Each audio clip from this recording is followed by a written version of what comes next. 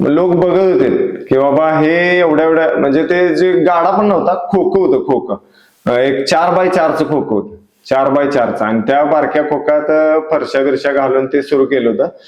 तर त्या खोक्यात आम्ही भाड्यानं राहिला होतो. आणि कपिश होता एक 2-3 वर्षाचा. कपिशला सांभाळायला कोण नव्हतं, आम्ही दोघच.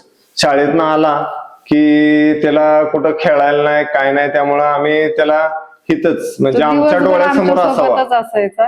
डोळ्यासमोर असावा म्हणून आम्ही कायम त्याला खोक्यातच ठेवायचं. तर माणसं सगळी बघून विचार करायचे की ही कशी दिवस काढतायत, काय काढतायत. म्हणजे त्या वडापावच्या त्या कढईचा शेगडीचा एवढं म्हणजे 10 असायची का नाही, म्हणजे तिथं माणूस 5 मिनिटं थांबू शकत नाही. मट्टा पिण्यापर्यंत किंवा वडापाव खाईपर्यंत थांबू शकत नव्हतं, जिथं आम्ही दिवस घालवलाय.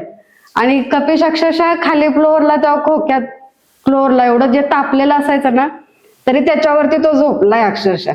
आजारी असला, काही असला तरी तो तिथंच दिवसभर. तिथं पण दिवस आमचे लय वाईट होते, खूप वाईट होते दिवस ते.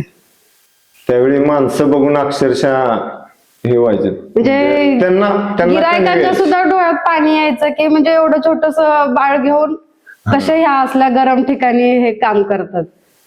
त्यांना पण कणीव यायची की हे कसे दिवस काढायला लागले अक्षरशः. मग